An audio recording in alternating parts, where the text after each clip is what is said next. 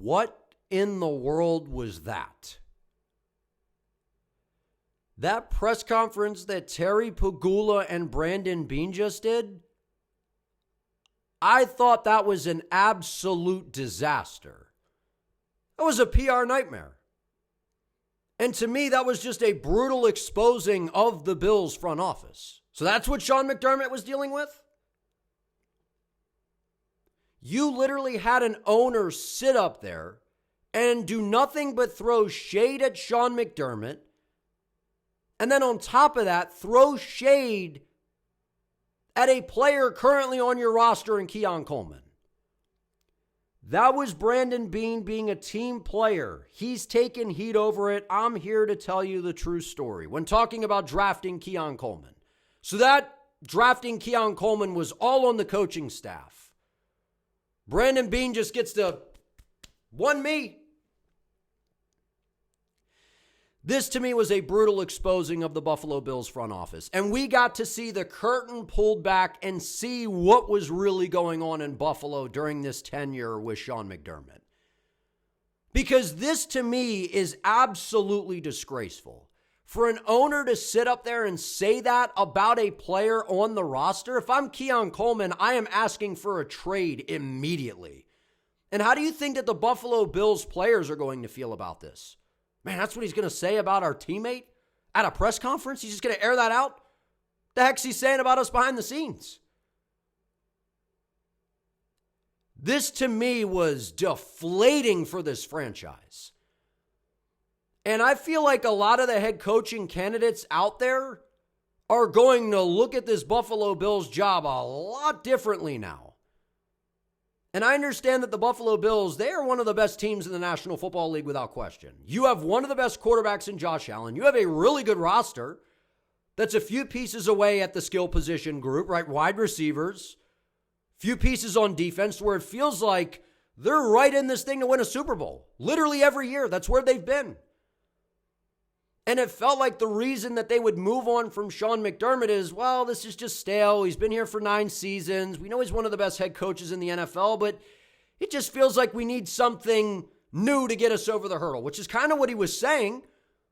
But then he says, Saturday's loss is basically what did it, based on the results of the Denver game.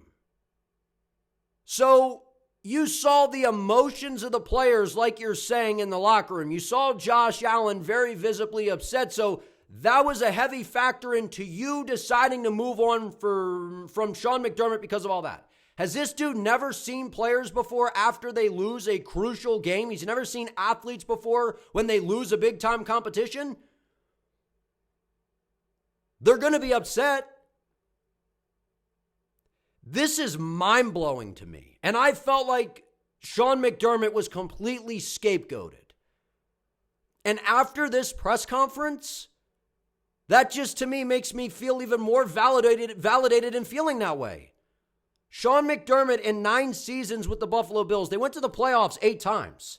His record in Buffalo was 106-58, including the postseason. 8-8 into the playoffs. 2-6 after the wild card round.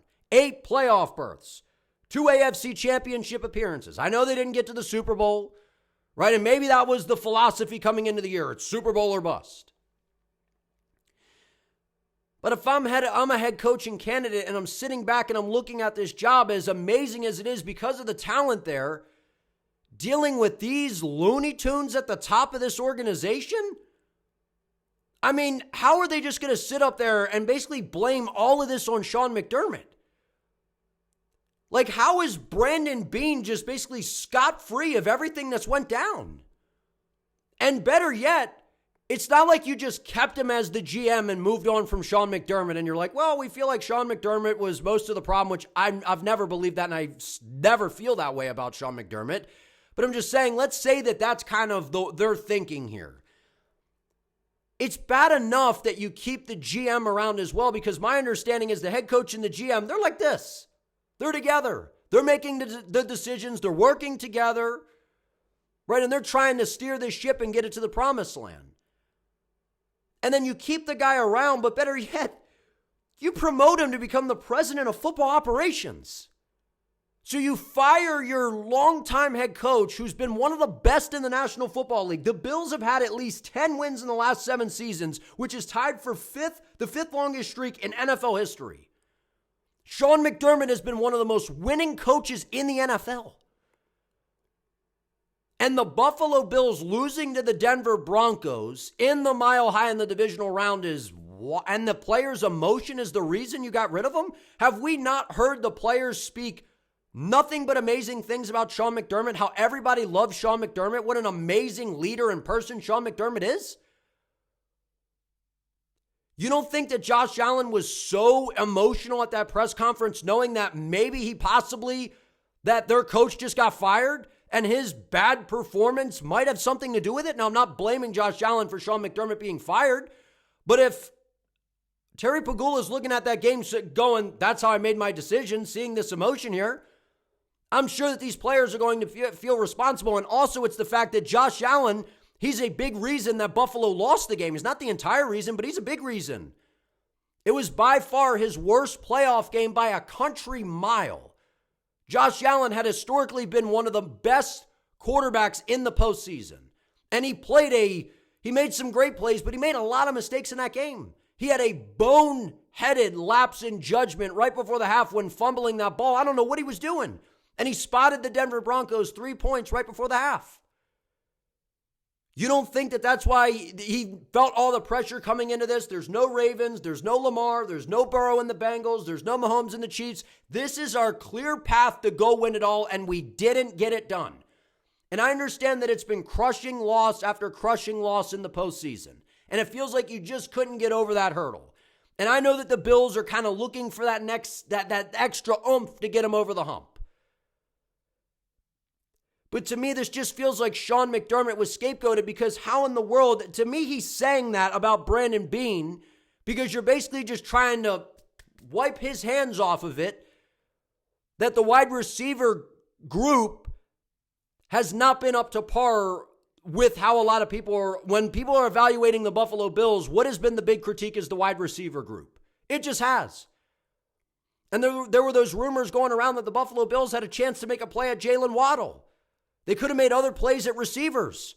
But according to some of the sources that we were hearing out there, that Brandon Beane just didn't want to really give up the draft capital. So when you know that you're in a win-now mode, you have Josh Allen as your quarterback, you have the roster that you have, this is your best path, in my opinion, to go win it all, given that the big elite quarterbacks are not in the postseason this year, even though I don't think that this is the best team that they've had since Josh has been there. You needed to go all in, and you didn't do it. And then you're just basically going to say, nah, that was the coaching staff. That's why we drafted Keon Coleman. Brandon Beane has literally expressed, there's clips of him going around where he liked Keon Coleman. Basically, when I went to bed that night, I was like, it's Keon unless someone just blows us away. We didn't feel anything was attractive enough for us to pass up on Keon. Barring someone offering us something stupid, we'll take Keon Coleman. And I'm not saying that the staff didn't push for him because I'm sure that they liked him because Keon Coleman in college, he's an amazing player. And I still think that he could be really good in this league. Don't give up on the guy. But to see the ownership and the GM up there basically pointing the finger and blame deflecting everything and taking almost no accountability for anything is mind-boggling to me. I just feel like this was a damaging and crushing blow to the Buffalo Bills organization. Terry Pegula is a disaster. He's just a disaster. And to do that to Sean McDermott after everything that he's done since he's been in Buffalo is just, it's disgraceful. It's disgraceful. And it'd be one thing if you're like, where it's like you need the new energy, you want to get over the hurdle. It's kind of just, it feels like a script. It's the seasons just keep ending the same. I get that. But to just keep throwing shade at the guy when he literally helped turn this franchise around is crazy. Sean McDermott is one of the best coaches in the league. The lack of accountability to me is just mind-blowing. It's mind-blowing. And if I'm a coach and I'm looking at that position as amazing out of a roster that they have, I'm sitting there going, man, I got to work with those guys. If anything goes wrong, they're not taking accountability for everything, for anything. They're just going to blame me for everything. I'm going to blame my staff. And then the GM's just going to get to go, wasn't me. And then the owner just, you can clearly tell that him and Brandon Beane, they got a special relationship because he didn't put anything on Brandon Beane. He promoted him. And typically we see if there's some sort of organizational failure. It's not that the Bills are a failure of an organization because they've been in it every single year, but typically you see the coach and the GM exit together. But to only see Sean McDermott go after all the success he's had and then Brandon Beane stays on it and gets a promotion, I can't wrap my head around this. Like, what am I missing here? No accountability. Pointing the finger. And you looked at the players' emotions after the game, and then you didn't even talk to Josh Allen about this. Josh Allen had nothing to say about this, is what Terry Pegula said in that press conference. So you just made this call. And you spoke to him in private, and you're not going to say what went down, and I get that, it's private.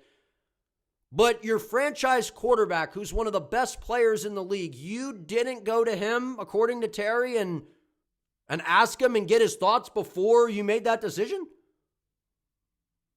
Because we don't really know what, Josh Allen and some of these guys necessarily feel for real about Sean McDermott behind the scenes. But from everything we've heard, everybody likes Sean McDermott. And the players, they were devastated by this. And then to go up there and throw shade at your former coach who has been outstanding, has helped turn this franchise around, and then to talk about that, talk about a player like that on your roster, basically like, we regret drafting him.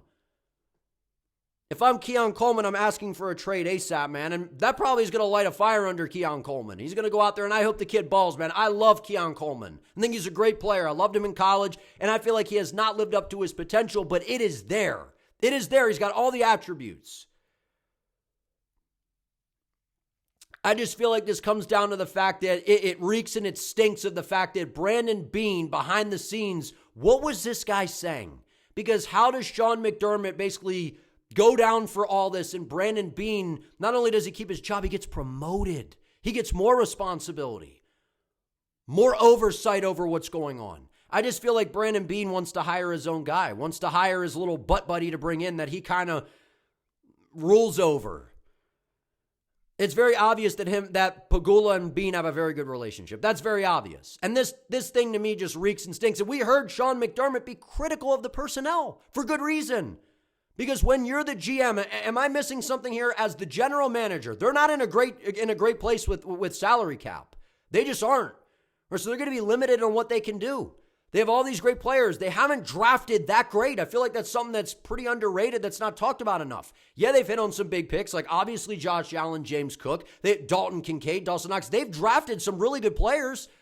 But for the most part, there's been a lot of draft picks that have not hit, man. They haven't. And I feel like they're a few pieces away from the receiver position and on the defensive side of the ball from winning it all. And this is just crazy that there is just no accountability going on here. And it's just finger pointing and blame deflecting, like pointing the finger and blaming everything else. I didn't like this press conference at all. If I was a Bills fan, I'd be very, very worried about the future. Because I feel like coaches are just going to sit there and go, wow, that's what I got to deal with. And I've been saying that the Baltimore Ravens, that job is the most attractive right now. That is by far the best job opening. And it has been ever since it became available when they got moved on from John Harbaugh. And this, to me, just further validates and proves my point. Because all the pieces that you have there, you're still going to have to deal with those guys. You're going to have to deal with them. I just feel like this was a brutal exposing of the front office. I know people have felt the way that they have about Brandon Beane. They've been very critical of him, and I have as well. I've been very critical of Brandon Beane because you can blame the coach. Obviously, the coach is the one out there. He's, conducting the symphony. He's the one that's got to get you over the hump in terms of the wins. But player personnel and what's going on with the salary cap, that ain't all on the coach. That ain't all on the coach. It's supposed to be a collaborative effort. Most of that's supposed to be the GM. I didn't like this at all. It just feels like they want, they got the new stadium going on. It feels like it's going to be a new chapter in Buffalo. You got your franchise quarterback. We understand the expectations that come with having a player like Josh Allen. The expectation is Super Bowl or bust pretty much every year. That's the reality. It just is. The Bills have been winning all these playoff games, but have not been able to get over the hurdle. And I just feel like the fact that this feels like it's all being put on Sean McDermott is crazy. How is Brandon Beane basically not being held accountable at all? And then he gets a promotion? This guy failed at the receiver position as far as I am concerned. That's always been my take on it. That's been my thought. What has this guy done at the receiver position? And then because the Keon Coleman pick, which you thought was going to be kind of the savior of the receiving corps, he was going to be your alpha dog receiver, because he hasn't kind of blossomed into that role just yet, which I think he can.